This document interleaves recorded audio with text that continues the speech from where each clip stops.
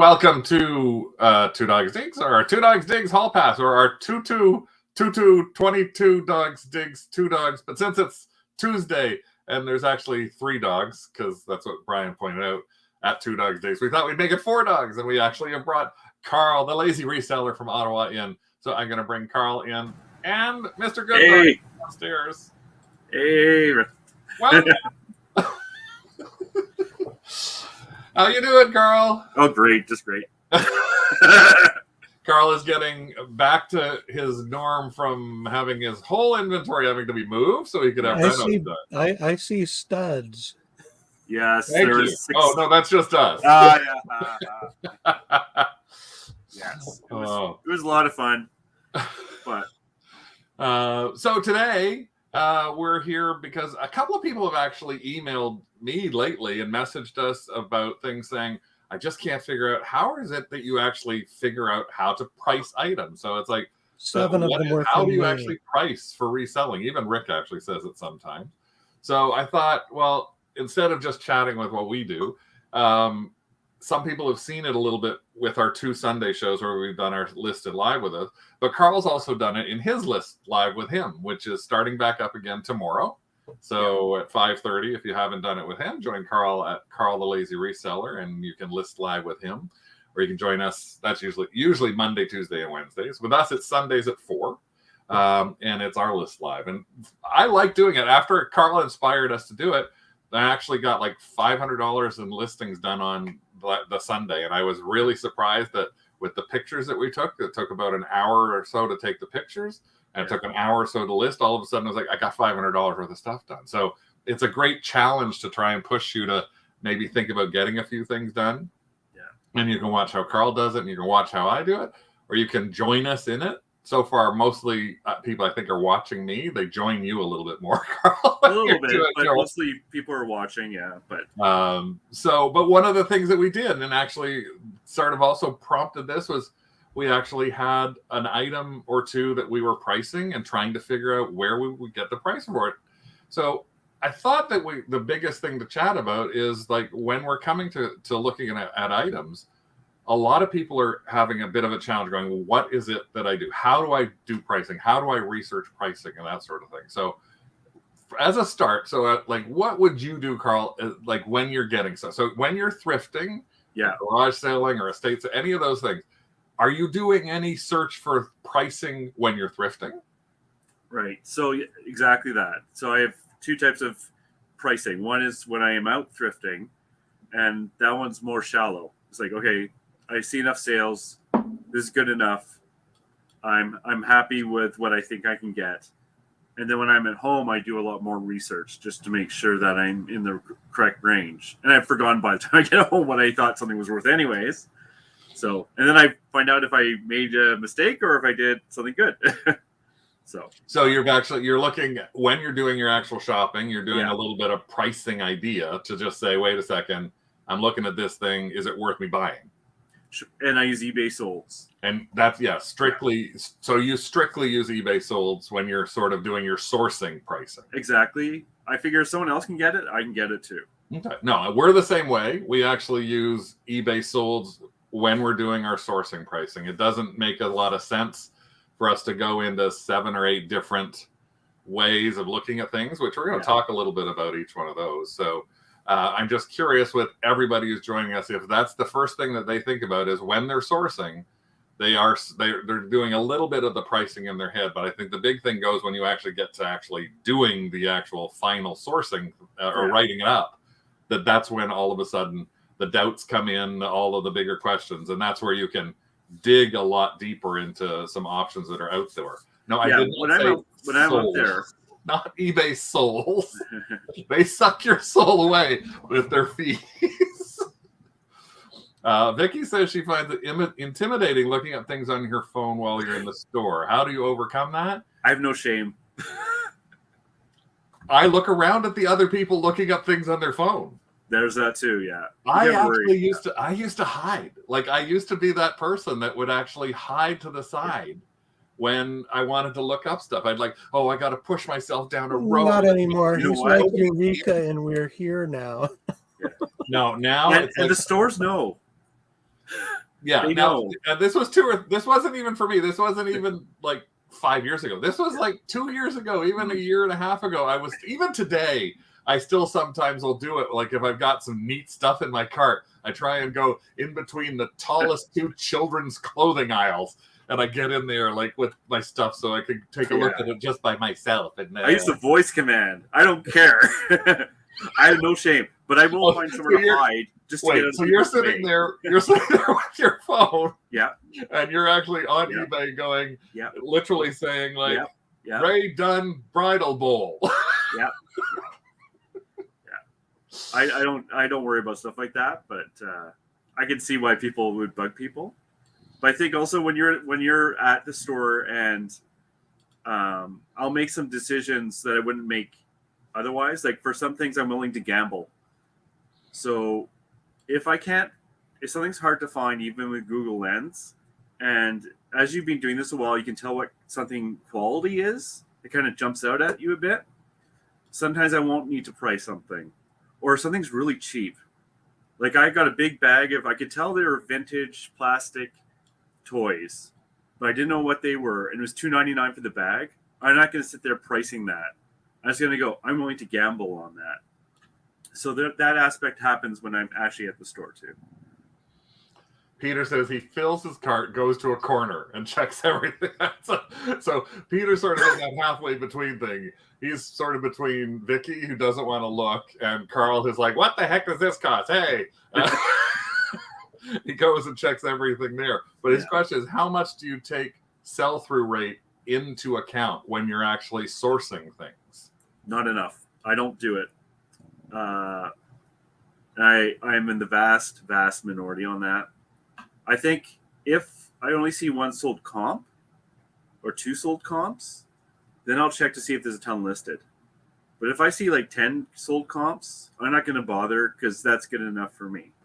I'm for the stuff I source. I'm probably in around the same area as you, Carl. I probably should look more at what it is to see how many are listed. But generally, I'm looking at solds when I'm actually in there, and if I find something again, this is the general speak.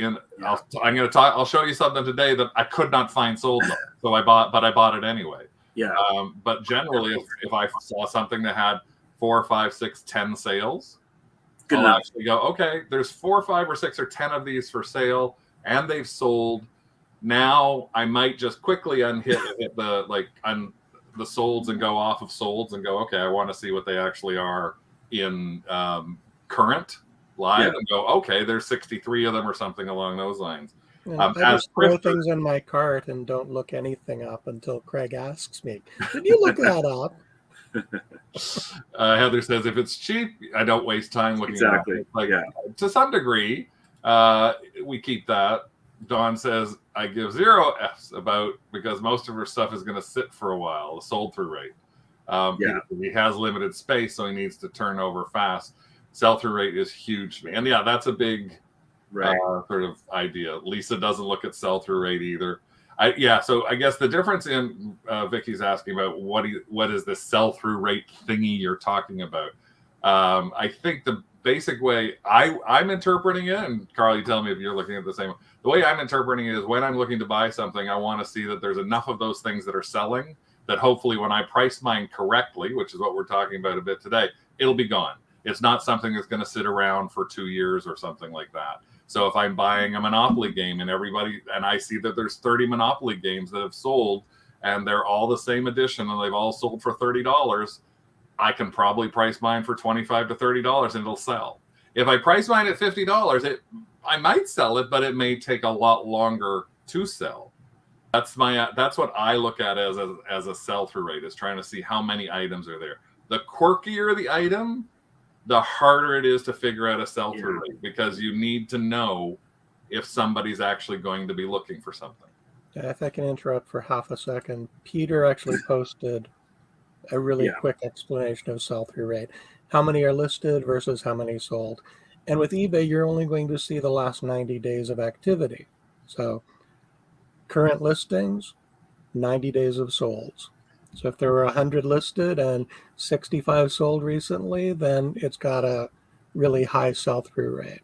So you know what? I'm going to ask a question right now of Peter and show you exactly one of those things that threw me off. And this is something that I found today when I happened to pop into someplace. I had something that has one sold and 0 listed, like 0 lives. So if you saw something like that, the sell-through rate is, and the one that is actually sold doesn't even match. It's not even the same thing. So that's where I say sometimes it is tougher, and you have to figure it out exactly what it is. Actually, I've got a couple of those today. I'll show you one of them right now that we actually talked about on Sunday, and that is this particular one right here. This is, the other day I was in a Value Village, and I found in the linen section a set of these spring-made Grace Kelly sheets. So this is still sealed. It was $9.99 in the store. So it was $9.99 at a 20% coupon off. So it cost me $8 or about $7 US with the taxes. So if you looked up something like this, and I actually went to my phone and I went and looked up, where did I put you? And I looked up Grace Kelly. This is what I found while I was trying to look stuff up. Oh, a bunch of Grace Kelly prints. Okay, well, I know what I do. I'll have to put in Grace Kelly. I actually tried a different thing. I put Grace Kelly sheet. And I did this on my phone while I was there. And I get Grace Kelly sticker sheets? What? Song sheets? It's like, oh, that doesn't help me at all. Then I realized, what if I put in the name, which happens, in this case happens to be Spring Made. So I put in Spring Made. And this is just to show you something that's harder to find. So here, I found an ad for $16. I found another ad for $16. This is what's live. When I was in Solds, I actually found just 7 in total. In all of the things that were in here, all I could do was find 7 items. And the fact of the matter is, none of them were this. This is a double fitted sheet. And everything I found was pillowcases, twin sheets, flat sheets, loose sheets, everything along those lines. So when the case is something like that, you would think, you know what? I don't know what I'm going to do. There's a twin flat sheet for $40. So what I took from my looking at solds versus listed versus the price, I went, okay, it looks like this has good money in it. A twin at $40, right? Another one is like a standard pillowcase, $30. So I could look at this and go, I think I know what I should be doing with this. It's a double sheet. It's fitted. To me, fitted is usually cheaper than flat because people want flat sheets, which go on the top, sometimes more so than they want fitted.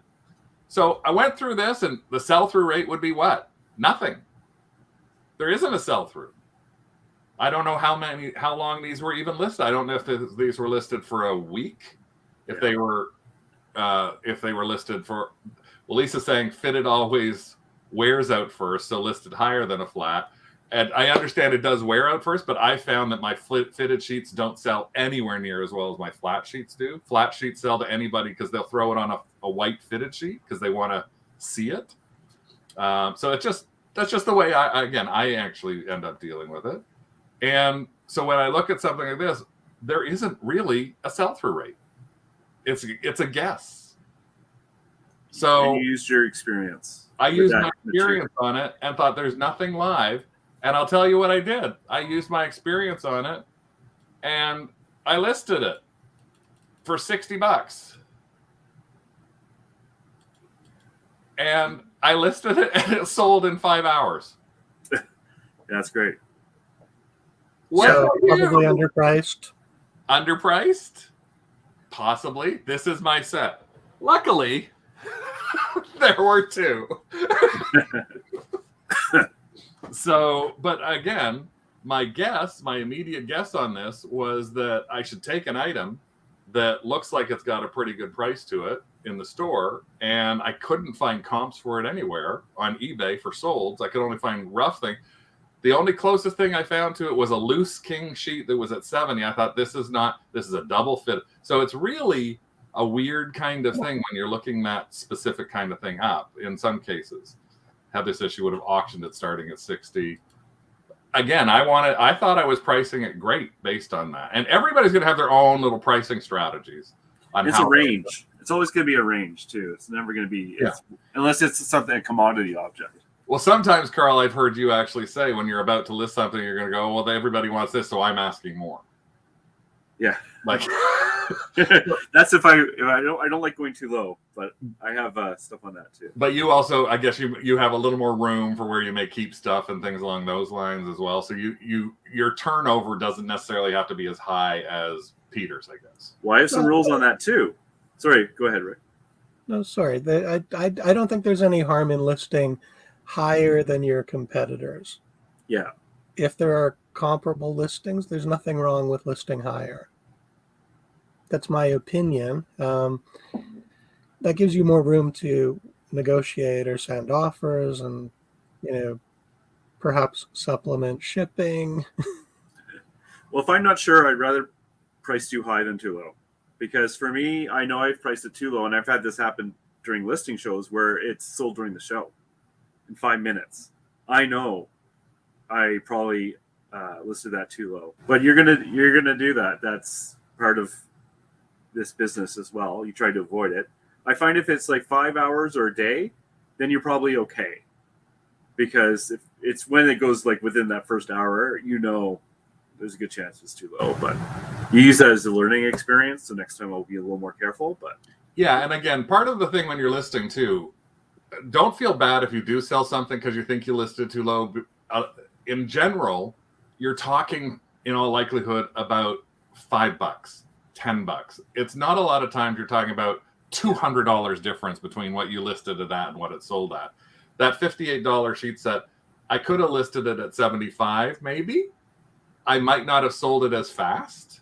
I now have at least an example for what the next one I actually have to put in is going to be. It's like, well, now I know I sold one that fast. It's paid for both of them.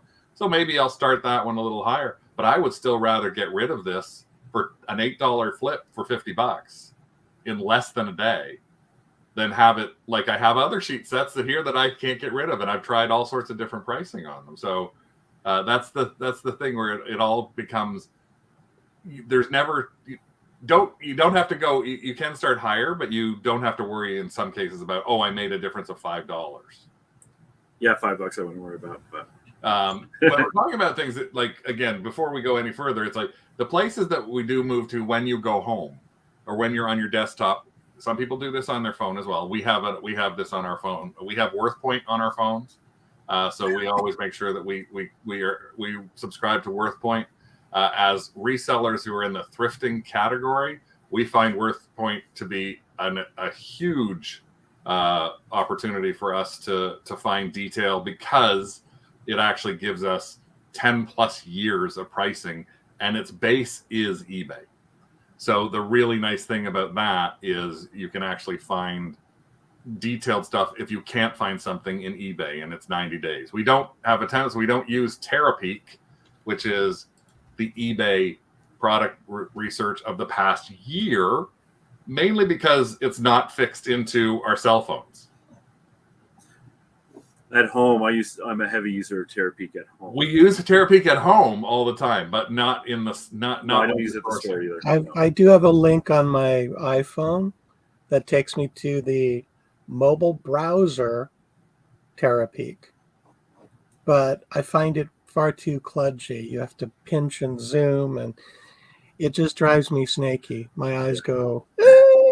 Welcome, Well, love son. I don't know. We don't recognize that name. Welcome. Thanks for joining us here in the Kennel Club as well, from the looks of it. I did want to say there was a couple of comments a little earlier about auctioning. And yes, our auction strategy normally is if we see something we do want to try and auction it, we auction it at a higher price.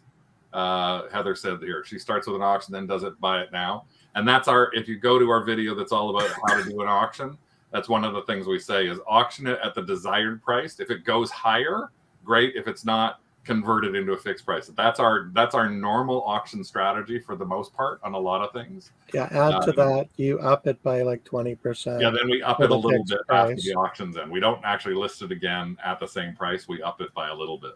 but there's lots of places, and Lisa says it's all about the perception of value. She always lists higher, and she had her 2500 sale on Etsy yesterday. Woohoo! Good for you. Yeah. Congratulations. Now, the thing is, that's another thing to think about when you're at home and you're listing, is not only are you looking at the possibilities of how things work on Terapeak or on WorthPoint, but also how things may look on different platforms as well.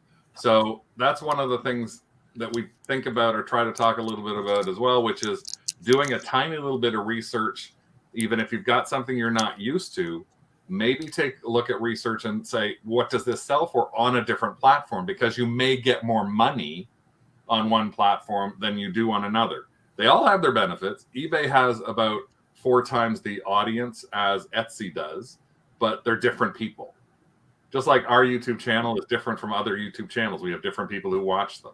People who shop who use Google may not use Bing. People who so it's people have their preferences. There's people who shop and sell only on Poshmark who've never been to eBay or Etsy. And that's actually one of the things we found fascinating is in the past 2 years with the pandemic, the number of zero feedback eBay buyers that were coming on shocked us. We were seeing more and more people find eBay and buy from eBay for the first time. And it's been around 25 years. Yeah, me too.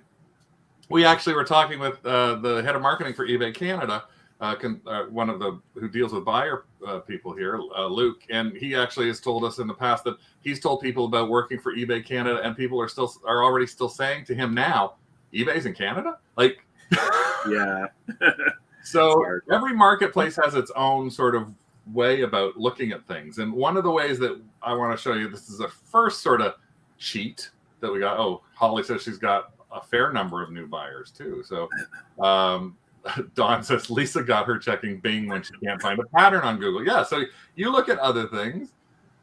Lisa says she likes the fact that WorthPoint shows max sold in other auctions too. Yeah, WorthPoint, that's one of the great things. I'll put a link below here for how to sign up on WorthPoint. There's no benefit to it there's no discounts or anything like that, but it's a great link, and it actually is. It gives you, it's a 7-day trial. So what we try to do, if you've never used WorthPoint before, is say find 5 or 6 items that you've just got stuck on before you actually want to try WorthPoint, because it'll actually end up costing you about $20 a month. But we find as a reseller that $20 a month is well worth it, and it is a business expense for us as a research tool. So we charge that off against our business expenses. Zero feedback buyers aren't necessarily new. They can also be people who purchase items as a guest. That is true, but we do see a lot of zero people coming in. So they've set up a new account even as a guest to do that, but we still see a lot of new people who have joined in who didn't know anything about eBay in the past. Peter says, yeah, no one knew how to use eBay in Toronto, and a lot of his sales go to Quebec. Yeah, we actually sold something today on auction to, where did it go, Rick? Somewhere in Ontario, just north of us, and we sold it on eBay US. Oh, Stony Creek. Stony Creek, so opposite side of the city from where we are. Got a question from Holly. I'm going to get to this in just one second. But one of the things that I always say is the first place that if you're thinking about pricing when you get home, go to Google. So if you're not going to go to eBay or you're trying to figure out if the really basic things on what you've got, search for your item in Google. Why? Because inside Google, there is a shopping tab. So when you put something in, I'm just putting this in as an example, Kittle colognes. So in the Kittle colognes, I'm trying to look this up. I don't know which Kittle, whatever. But I want you to click on the shopping tab. And the reason I want you to click on the shopping tab is simply so that you can actually see where people are selling these things. So you can go right in here and you can see there's Etsy, there's eBay, there's Etsy. There's another Etsy, eBay. So these are paid ads that are coming from eBay and Etsy. So now you're getting to, you might see Poshmark show up in here. You may see other places showing up in here when you're doing these. What it also can give you is some idea quickly comparing eBay and Etsy pricing. So especially in the collectibles area, things that are over 20 years old, and especially in toys. Take a look at this and you'll see the pricing difference. Here's a bad example, but this item, these are the same items. 63 on eBay, and two different people are selling them for $115 on Etsy. So recognize it's practically the same item, and everybody on Etsy seems to be up there. There's a $52 one, but a lot of people on Etsy are selling more. So that might be what helps you with your decision as to where am I going to go with this specific item, if you sell on multiple platforms. If you don't sell on multiple platforms and you focus on one, then stick with the one and try and make sure you're learning the best way to use that. And again, with us, it's Terapeak is first for us on eBay because it gives us a whole year's worth of information, which is amazing. And then WorthPoint if we get stuck. But usually it's the first. We try and do as much as we can on the 90-day solds, which is what we're pulling up right away because that's what's happened in the past 90 days. What did you say? Are you around the same sort of thought process, Carl? Yeah, in the store I look up eBay solds for sure. Then when I'm at home, I search eBay solds again because it's slightly different results. That's true. They do end up use changing from time to time. Then I use Terapeak. And what I like is I have an extension, so I can just highlight a sentence, and I can just automatically check Terapeak instead of having it just speeds up the process. Oh, is that a Chrome extension? Or? Yeah, Chrome extension. So then I check Terapeak. I only use Google if I can't ID something. Like I use Google Lens. And if I'm really desperate, then I will check Google just to see if it's out there sold anywhere. And I don't have WorthPoint because of the type of stuff I'm selling. WorthPoint wouldn't be handy to me yet, but I have been thinking about it as I've been moving more into antiques because I think it's more useful for antiques or weird things that you're not going to have any comps for. Well, to be honest, right? Now, I've got a quick question.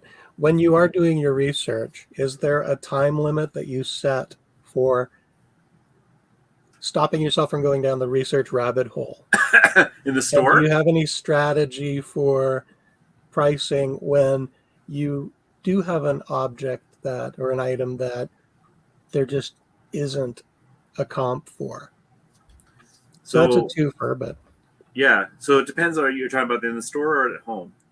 At home after you bought something. So I had that thing happen to me just today.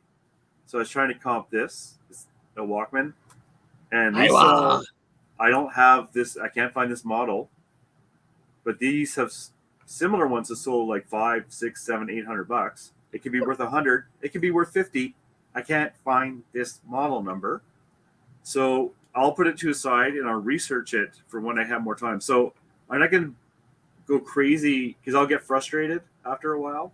So I don't have a fixed time limit, but I will put, if I think something has a high value, I will put it aside. If I can't find it very quickly, it goes into the donation bin because I don't want to waste time. And if I can't find it, I figure there's no real demand for it. And I don't need to squeeze every dollar out of low value, which I think is a low value item. But you have to go with your gut a bit on that. So it's very hard, you know. It's like if you see something you know is probably a cheap, common, modern toy, that I'm not going to spend too much. I'll spend 5 minutes because something like Paw Patrol could have value, right? Or you learn new bolos that way. But if you spend too much time, you know, I'll just not do it. Or like if I'm at the store, your gut tells you a lot, which is really hard to explain in words. But also, if I see an electronic and they're not willing to put their product name on that product, they're not proud of that product. And I don't want to pick up that product. That's kind of, because I used to fall into that rabbit hole you're talking about at the store, where I'm like, I can't find this thing. I can't find this model. I'm searching forever. I never heard of this brand. And I used to get stuck. And now I go, like, no one's selling this. It's my chance of missing out on something big is very low.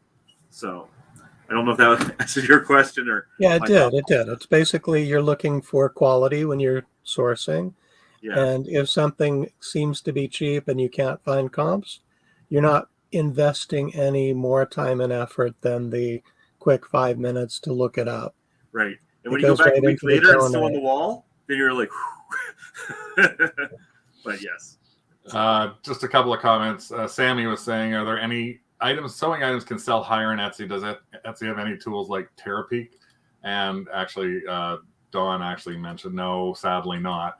The only thing is if you find sold items through a Pinterest or anything along those lines, you can search using flipper tools. You can find out what something sold for on Etsy in case but it's, again, I think that's a much more time consuming thing to try and search for things on Etsy.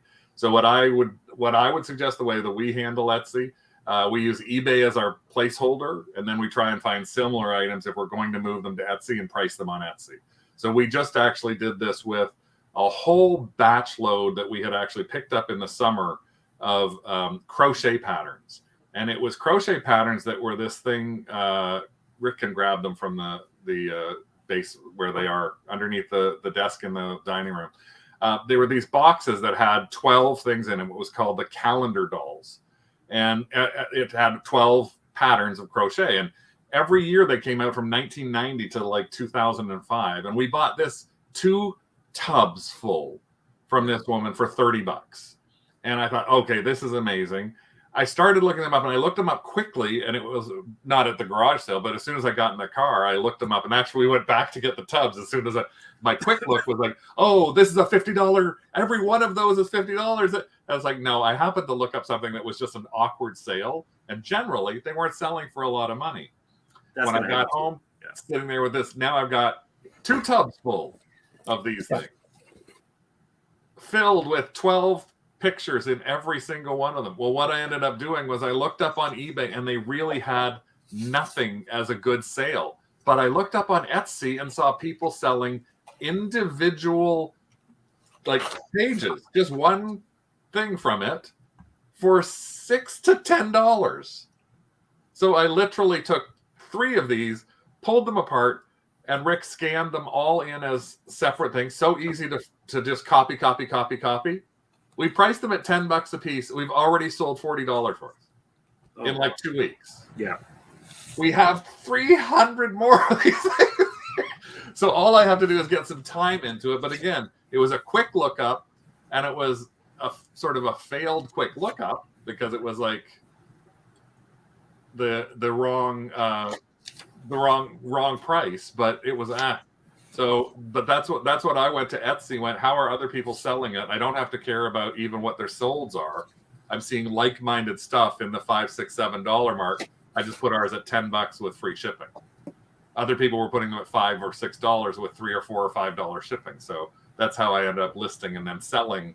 We were paid for every single thing in the 2 tubs we got by selling 4 patterns. So that was one of the ways to look at it. There was a comment from Holly. What's the lowest percentage sell-through rate that you recommend? I know that's a tough one for me because depending upon the items, I will consider 0 sell-through as an option to buy. Generally, though, I would hope that something has 10 or so items sold in the past 90 days on eBay. If it has 10 or more, then there's a general market for that thing. Carl? Yeah, something like between 5 to 10. Like if I only see one comp, one sold or 2 sold, then I'll check active. If I see a lot of active, that is not good. That sell-through rate, and by lot I mean, I don't know, 5 or 10 to 2, whatever. I probably won't take it depending on my mood. It's when you see like 20 to 1, then to leave it behind for sure. Well, there are other factors. Sorry? No, there are other factors as well. If they're big things, do you want to keep a big thing that might take a while to sell? Or is it something small that can fit into your inventory without causing a nuisance or a bother? And is it valued high enough to actually warrant listing for a few months? Exactly. So someone asked about they said they want a higher sell-through rate because of the amount of space it takes in for the inventory. So one thing I've changed with board games is I don't try to get top of the market because they take up so much room. I want that turnover to be a lot faster than I would want for, a sterling silver pen that's going to take no room in there. I know I'll get that price eventually, as opposed to the board games that they take up a lot of room, right? So also because I'm going to sell that board game for less money, I'm more fussy about the board games I pick up because I want to get that good return on my time. You know what I mean? So like how I price can also depend on the size of the item too. That actually makes a lot of sense, Carl, because we've done like you. We've sort of moving away a little bit from board games unless we can flip them for quick, like we know that that's something that is going to go fast for us. So Whovilopoly is a perfect example of every time we bought this game with the Grinch's Monopoly called Whovilopoly, we flipped it usually within a week. We've either put it on auction or we've done them open, we've done them sealed, and they're not around for more than a week. But I just bought something back in the summer. It was this giant thing called like Shark Bait, and it's like a huge box. And it's like, oh well, I'm trying to get like $60 for this. I have a shoebox filled with the floaty pens that I bought. There's 100 floaty pens in there that are $10 each. Exactly. $1,000 worth of floaty pens that I don't care if they take 6 months to sell, and they are selling. Once every 2 or 3 weeks, I'll sell one. But I don't have a whole bunch of people going, right now, I need every floaty pen you have. 100%. Yeah, that's the way I'd be moving. $55 investment that I knew would pay off over a much longer run. I'm just seeing, Ann says she needs to adopt that strategy of the sell-through rate. But she also said, and I haven't seen this on Etsy, if you see it sold, I guess that's when it's on Etsy, and do Control F and then type price. The price will show up. I have never seen that, and I will have to try and remember how to do that. You might have to look at the source. Like if you do right-click source, then it shows you all the code. You might be able to find it because there's things like that on eBay as well. Oh, okay. Peter said, I made a point to stop buying project pieces and large items till you have more time and space. Yes. Heather gravitates more towards dinnerware. Bob looks at the sell-through rate and says, no, it takes up too much room and hardly sells. I can tell you, I passed up a child's Oneida tea set the other day that was $9.99 in the store, and it was in a box like this big. And it had never been used, and it was $9.99. And I found just the teapot and the little platter sold for $35, but I didn't want to take it out of this giant box because it was a box including everything in it for $9.99. I thought, you know what? Size is too big for me to try and risk $25 on. I'm going to wait to see how long that may sell, because the sell-through was one had sold in 90 days and none were listed. So sometimes if none are listed and one is sold, it could be a good thing. It could be a bad thing. In that case, it was all about way too much space to take up for me to bring in something that big. But a Pyrex bowl, you bet. I'll pick that up. I don't even have to look up a pattern. I grabbed one today for $7.99 because it was like, okay, $7.99, old man 30% off day, $5. Yeah, it can be really hard because like something like teacups that you can make a lot of money on, they take a long time to sell. So in that case, the sell-through rate might be hard to take that number because people looking for that specific one, they only come along once in a while. But it's still worth it for me to hold on to that item for 6 months, a year, waiting for that person to come on, even though the sell-through rate is low, because it doesn't take up a lot of room. But also my margin's huge on teacups for the ones I decide to pick up. So that's why it's kind of a hard question to answer. It's a bit of a gut thing. Well, I'm going to show you something right now. I think you look like you grabbed something, Carl. Well, it's just showing, like, for me, if I'm going to pick up something that's like this big, you know, I want to make good money on it, right? So I want this to sell for a minimum of $100 plus to make it worth my time, because I find also, you know, clutter and all that stuff gets in your head, and I don't know. I want to be paid. I'm lazy. Well, I'll show you one of the things. So this is something I want to ask you guys on. I'll see how you would actually, Carl, how you might price this. I'll show you the various ways that you can look this up. So this is something that I actually picked up just over a week and a half ago. I got to go to this first. Something I picked up about a week and a half ago. It was at a Value Village. It was $12.99. It is a Barbie doll that's actually in its case, so it's still in its case here. So this is what it is. It's very whorish. It is called My Bling Bling.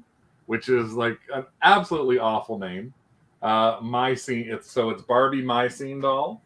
It was $12.99. Now, again, sometimes you'll look at something like this and it's like, okay, it's not worth picking up. In fact, I passed by a couple of dolls today that were in their boxes still. It's like, no, I left them on the shelf because they were priced at $7.99 or $8.99. I thought, I don't know if I really want this. So my bling bing, My Scene Barbie. Now, here's what I did. I'll show you for the research on it. The very first thing I did, I went into eBay and I am going to type into eBay. Oh, I just sold something. My Scene. And her name is Nolee, Nolee. So I clicked on My Scene Nolee and went into my sold. So that's the first place that I'm going to go to. And of course, I didn't have my phone set today for us to show it properly. So this is my solds. I'm just clicking on sold here. 290 results. And there is the Nolee doll for $32, $9 loose. I thought, okay, here's a few things. So now let me just see if I sort this sold by. Not ended recently, but highest price. And what do I see here? $299 for that item sold. Wow. What do I see below it? $299, yeah. $250, $250. This is all this doll. So it's interesting that you said that you look at the price, because the more I do this, the less I look at the price. If I see that magic little thing on the back, turn it around. See that thing where your fingers are covering? Yeah, a little higher. That thing there, that's all I care about. Because it takes no time. That's true. I could have done that too. I don't care about the price. I could have actually done that this way. I will show you right now. I could have actually done my search on the search tool. On the search tool in the top corner, there is the scanner. I could have scanned that like that. And what does it pull up for me? No exact match. So that's okay. So in that case, when I get a weird result like that, I will double check. Yeah, and I think the reason behind that is this specific case, this doll is actually in a 4-language package. So the UPC doesn't match the UPC of this doll in the US. That's annoying. I know it's a little bit. Very nice. Hey, Craig. Yep. You have to look at what just sold because we actually bought it when we were thrifting with Carl in Kingston. Oh, I have to look at what just. Oh, so we're something. Yes, the thing that just sold on eBay while we're online or on the show tonight. I know the signed teacup.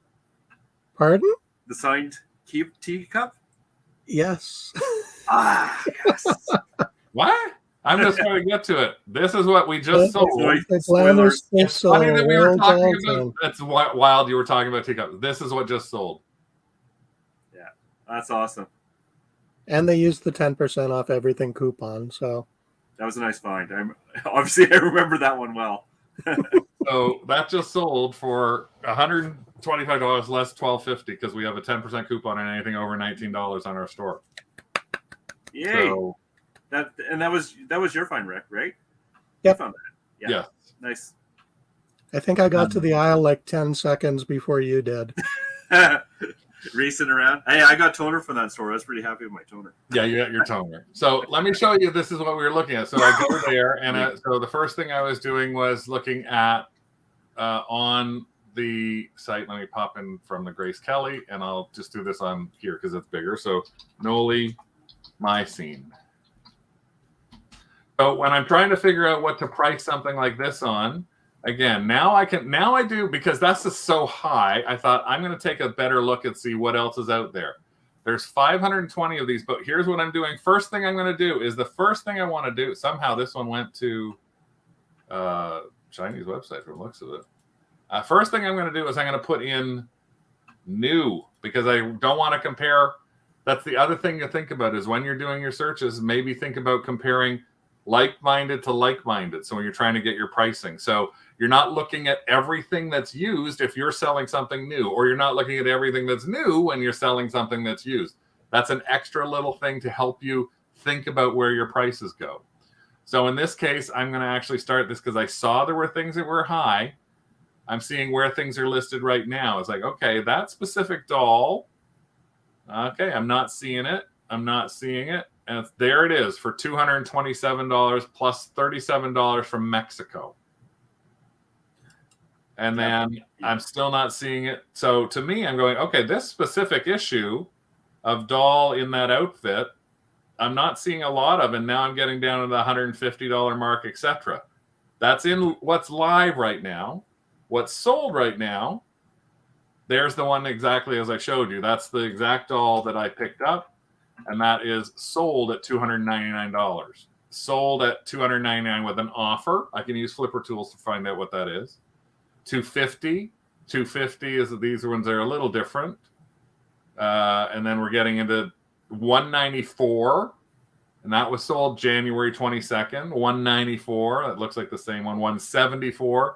So if you're seeing things that are looking in the $175 to $299 mark, what would you do, Carl, if you were looking at these thinking, where would I put the price on this? And then think of the audience here. Now, first of all, you're making jokes about her hanging around with sluts. What it is I know she looks a little bit like a hooker doll. What it is there were some dolls that came out to compete with Barbie, and they were called brats. And we've talked a little bit about those before. Big, huge heads, tons of makeup, look really kind of on the little little trashier side of the wrong side of the tracks. Well, Barbie needed to compete with these, but they didn't want to change Barbie herself, so they brought out My Scene dolls. So the My Scene dolls have bigger heads, bigger makeup, and are in a little more in the getting ready to work the pole a little later on in their career. So that's why. But do keep an eye out for those kind of dolls that you might think what. But if you're looking at this, and again, so they have sold for $145, $175.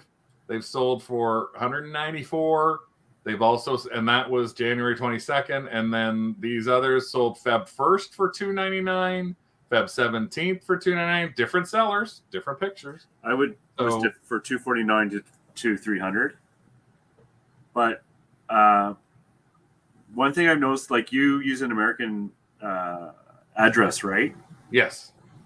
So I've said this warning many times, but I can say it again. If you're Canadian and you, instead of showing that zip code up there, if you have a postal code at the top, the shipping will change, because the shipping it shows is not what they paid. It's how much the shipping is to you. So that really messes up a lot of new Canadian eBay sellers, especially for low value items, where they think, oh, this person got $25 and they got $20 for shipping, when really the person got $25 and it was free shipping. So I highly recommend, and I do this because I have a Canadian address, is that you go up a little higher, just a little higher. See that shipping to? Change that to an American zip code when you're doing your comps in Canada, because that will give you a more accurate value of what they probably shipped for.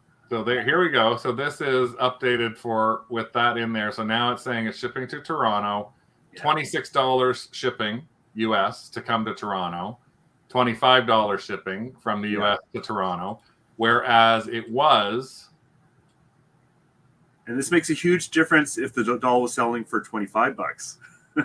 Whereas it was $9. No, actually, you have to put in a zip code when you pick US. You have to type the zip code in, Craig. No, it's already changed it. No, it still has M1. No, it already, Rick, it changed it. It's $9.90. It's right there. It changed the price. $16.10, $45 from Mexico. All right, that's not what I'm seeing on my screen here. So okay, no, it's changed to this. It just, you don't have to worry about that. It'll plug in. Okay, I was concerned about that. No, it plugs in its own zip code. I'm surprised by that too, Rick. But I think one of the things that we could suggest is that because we're in Toronto, the zip code that we put into that box should be something in a state that's close to our province. So a New York address. If you're in Alberta, then a Montana address might be better. Saskatchewan, a Montana address, BC, a Washington State address. We might give you a better idea about shipping. But that's again, that what we're talking about there is the difference between pricing and shipping. So that's the other thing just to keep in mind when you are doing your pricing. You do want to look at what other people may end up charging for on the shipping on this. So that's sort 100%. of the step two on how you're building. To be honest, Greg, sometimes we do subsidize the shipping for some heavier items in the cost or the pricing that we use. Yeah. Even though we're using flat shipping, sometimes we do subsidize the shipping cost in our pricing, which is part of a pricing strategy. So right, but 90% of the time, I'm doing the pricing. You're not doing the pricing. So I'm just saying, when we're doing the pricing, the first thing that we're looking at is the pricing of the item itself. The second thing we may consider is the pricing of shipping. Because we're looking everything up on the US, on a US site, using a US shipping thing, I don't pay much attention to whether someone's doing free shipping or not. I can pay attention to it in the main place, which is when I go to do a sell, it pulls up Terapeak. And this is the other thing I want people to remember. When you go to sell something on there and you bring up a template for you, you can actually look right down here at the potential for pricing. And in the pricing, it says right here how many people are doing free shipping, how many people are not, or how many people are not. So that's the other thing. If you, as a quick comparison, I do look at this all the time to see how many people are doing free shipping, which may adjust my price up and down, but we don't do free shipping on anything right now pretty well at all. We've pretty well wiped that out. So what I'm seeing is what people are saying is we got auction it starting at $249. Lisa's saying price it at $319. Angelique's saying price it at $310 and take $299. Yeah. And I had it built, and I'm just trying to remember. It's in my drafts. Let's see what I actually did with it. Selling. It hasn't launched yet. Listings, drafts. And here is my draft. It's not the first one. This is the draft. I put the draft in. Kind of like that comment that we made earlier about what you put an auction in at what you want it to be. And that's what I did. I put the auction in right now at $248.88 with a buy it now at $500. And the reason in this specific case, again, I'm a big toy and doll reseller. So I know things to think about judging stuff. That's how I judge the difference between my flat sheets and fitted sheets, having some experience.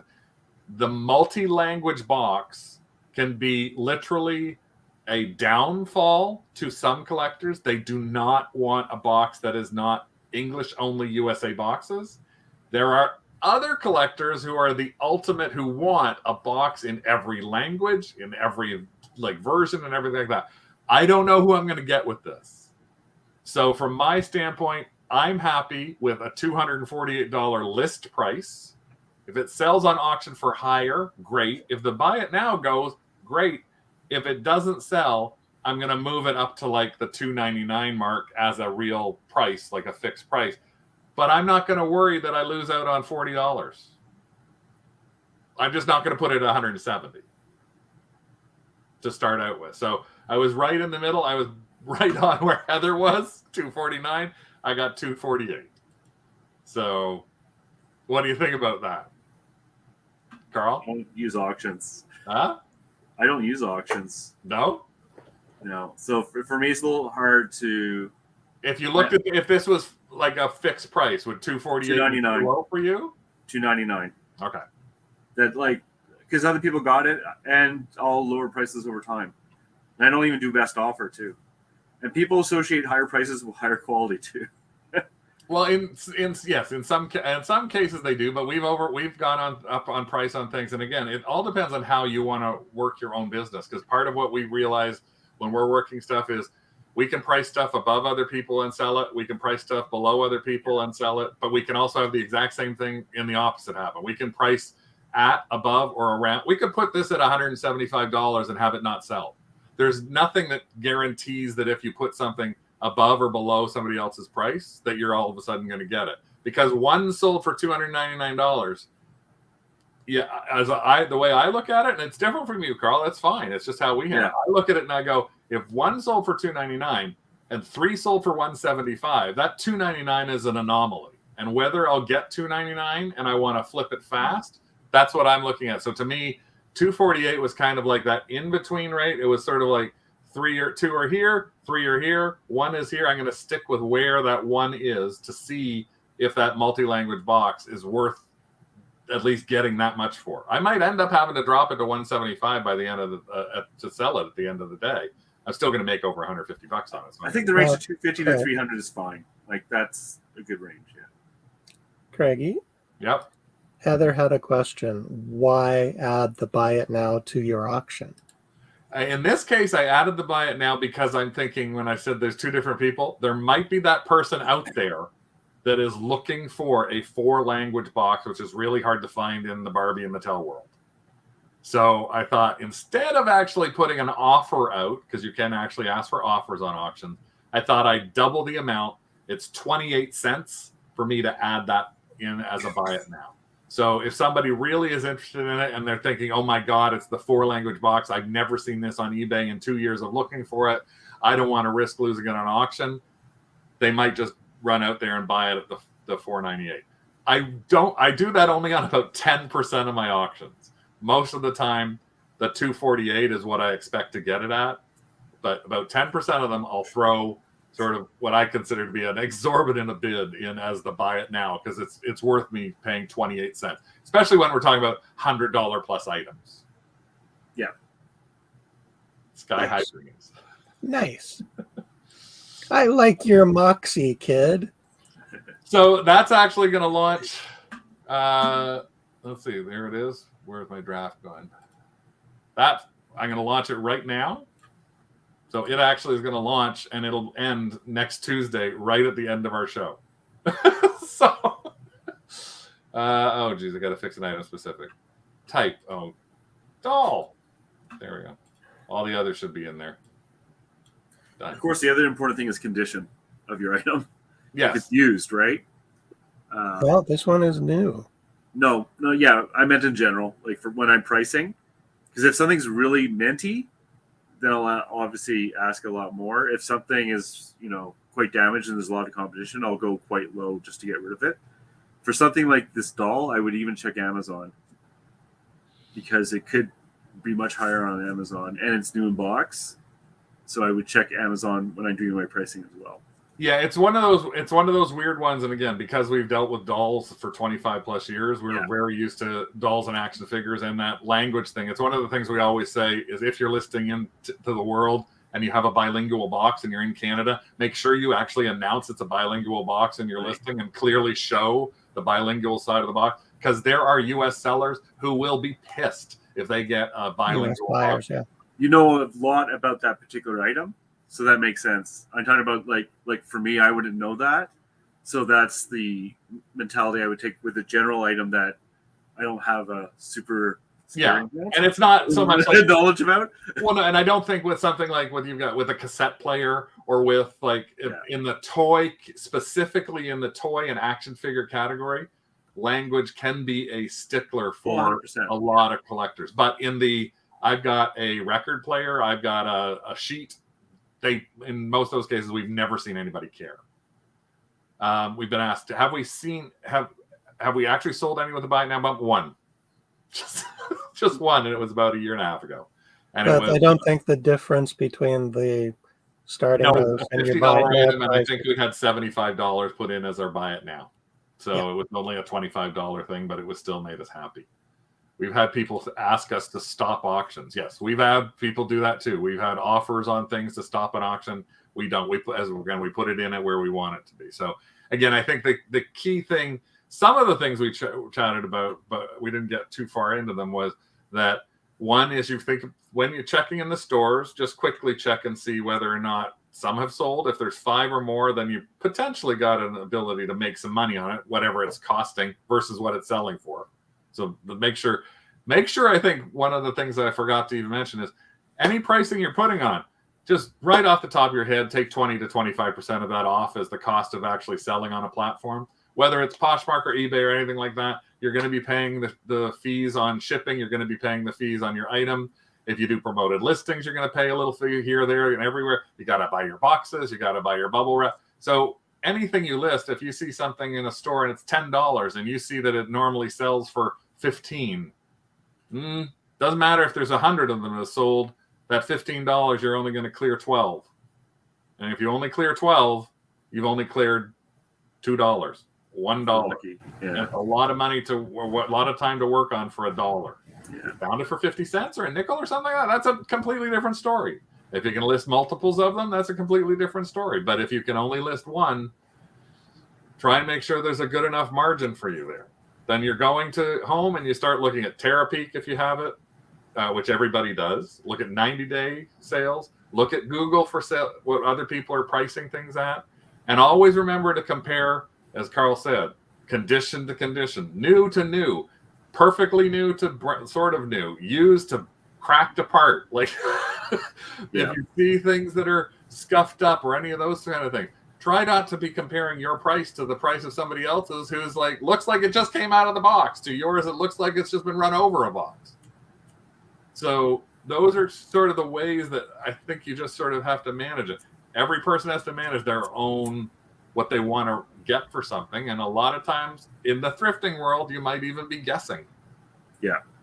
As long as you guess to some place that you hope is something, it might be worth trying to buy them. Yeah. Heather says, I always seem to forget about expenses. I always I look at everything in there, and I basically think if I use a coupon on it, the coupon is gone for all the fees.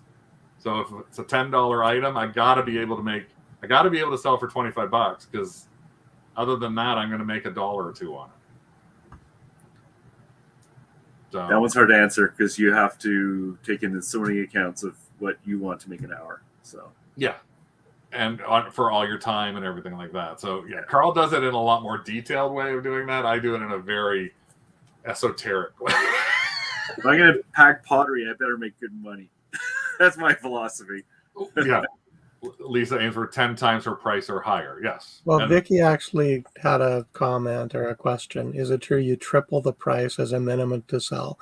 That's what Lisa is saying. No, I need 10 times whatever I pay or higher. And well, I don't know if that's actually an answer to Vicky, because in essence, you could triple the price of something. If I'm buying something for $10 and I can sell it for 30 or 40, that's fine for me. It's a $10, $15, $20 increment. So triple is fine. Am I going to buy something for $10 and sell every one of them for 100? I doubt it very, very highly. And to me, it depends on the amount of work. Yeah, and that's the point that I love that you keep coming back to, Carl. The fact that the amount of time that you invest in processing things that you buy eats into your profit.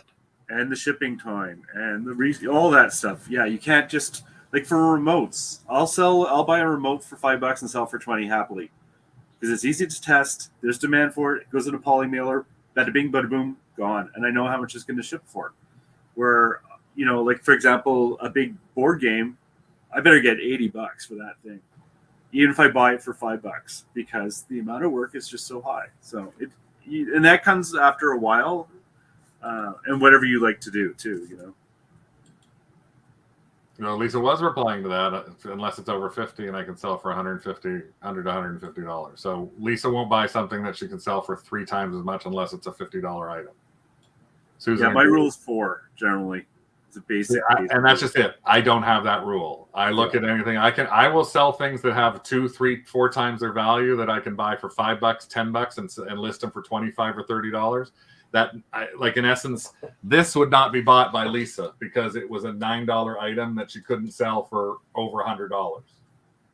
I was not going to pass up a $40 sale on this, which is to me. So that's this. I listed for 5 times the amount that I paid for it. The Noli. That's going to happen. That happens to get us hopefully 20 times the amount that we paid for it. But we don't have a fixed amount that we look at, and I don't deal as detailed as you do, Carl, in terms of the amount of time. I do make sure we get a return on everything, but I just, as a perfect example, I spent $5.99 on this bag lot today. I don't even know what the heck these things are inside this baggy lot. I tried looking them up. I couldn't find anything anywhere. Oh, Craigie, how much did you spend on these? $2 on the Kegel balls. I bought some Kegel balls. sealed. Kegel exercise balls. Yes. Yes. They're sealed. They're brand new. But what I didn't realize well, no, because they sell for $20, $25, and I paid $1.50 for each one. So again, that's actually more than a 10-time return on that, because it's $1.50 times 10 is $15. So but I will buy $6 stuff that I can sell for 20 if I think that the return is there, that they're fast flipping and they'll go fast for me. I don't have a problem in 3 times, 4 times. I'd love to get more things that were 50 and 60 and 70 dollars. But we bought arbitrage. The arbitrage that we buy in some cases, some of the things that we bought that were inflatables, we're spending $80 on an item to make it sell at $150. I'm not going to pass by a $70 turnover, which is what I made like that in an item. That's not even 2 times the amount of what I paid for items I was selling them for. So it doesn't necessarily, I couldn't sell it for $800, but I could flip that item for 50, 60, 70 bucks. So again, it's a tough one to say. Is there an exact thing? No. I think you have to look at each one, and then again, based on your business model, analyze what works the best for you. For us, that works. For somebody like Carl, that might not work. For Lisa, it may not work at all. But if you're buying a lot of little things, and they're things that you can sort of amortize from a baggy lot like this, and they're like, okay, this is whole baggy lot of little ponies and thingies and keychains, $3 end up costing us $0.10 a piece. You can sell them for $10 each. I think at least 20% of our store is $10, $10 to $12. Well, that can't be, like, those were all items that cost us a quarter, a nickel, under $1. So they were all 10 times the amount. So it's clearance. Angelique just bought clearance character socks for a quarter. They're going to be add-ons for things to add value. So it's one of those things that's just it's tough to actually know exactly what you're going to ask for on something, but try to do your research across a number of different platforms. Think about, if you have multi-platforms, is there a better place for you to sell something? If it's better for you to try, if you're a Poshmark, if you're on Posh and Etsy and Depop and eBay, you may have certain things where you're going to go, this belongs here and this belongs here. I already know that we're moving more of our crafty stuff to Etsy. Like those patterns are going to Etsy because they're not going to sell on eBay. But I've already sold 4 of them on Etsy. I know that I went and put some stuff on eBay, like our Viewmasters, and I put it on Etsy for twice the money, or 30% higher, and I sold them on Etsy. So I'm moving my Viewmasters over to Etsy. Well, we had that Easy Bake Oven that was listing or selling on eBay for $50 that we sold for $125 on Etsy. Yeah. So again, that's platform by platform. So there's no, I wish there was a magic thing that you could come up with, but it's really doing a little bit of extra research, not going down too far of a rabbit hole. And I think, like Carl actually said, you made a really good point at the beginning, and we've actually done this too. If I start finding something that's just driving me crazy and I'm spending more than 3 or 4 or 5 minutes on it, I put it aside. And I have a little box that's my put aside box.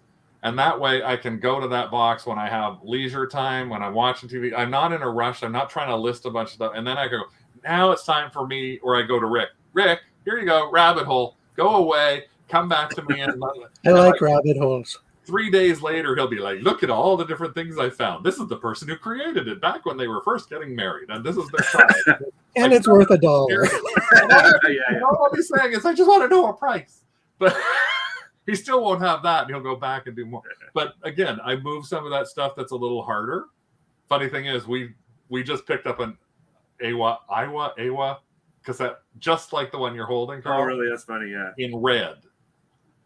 You never know. Let me know if you find yours, because I can't find mine. But if it's tough to find, it's like, we take a little extra time, maybe move out of your listing day. So when you're going to do a listing day, like if you join Carl tomorrow at Carl the Lazy Reseller, just like his name says there, then you can get a few things ready. Try and say, I'm going to do this in time with Carl when he's working on his. Give yourself an hour on the right in front of you. The safest way to do it is to photograph it in advance, but you can do the reverse. You can list along with Carl and then add your photos once you've built your listing. It's not a competition. It's just about trying to hopefully get you to helpfully work on some things. When we go into next month, the month of March in the Kennel Club is all going to be listing challenge month. There's going to be listing challenges galore in the Kennel Club, challenging you to daily and weekly listing goals of all sorts of different kinds. So, but right now, when you join Carl or you join us on Sundays for our listing show, it's more about saying, I'd like to spend some time and get a few things listed or relisted. We do a combination on our show as well. And hopefully you'll be able to do a little bit like that as well. So over this week, I'm pulling a few things aside. I'm going to sit there on Sunday and have Rick take a picture of them. He has no more than an hour to take the pictures of them. I have to earn my nap time by taking. And we're going to do exactly this, but a short form version of this, like with the Noli, and list and price on the Sunday. So you'll also see Carl and I doing our versions of how we figure out pricing if you watch either one of our shows. In our thoughts too, which is really good because you'll see lots of different examples and why we came up with the price that we did. So it'd be very helpful if that's a question for people. Yeah. There's preparing Bob for listing month. What else? Yeah. Or Angelique said, needs to get one of those. Oh, the magic bags that suck the air out. Oh, those things? Oh, I think you mean the bags that you. Oh, yeah, those the vacuum bags. Vacuum bags for mailing stuff. I think that was. I've heard of people using that. We've bought them from a dollar store for quilts because it's so much cheaper to roll the quilt up and flatten it out.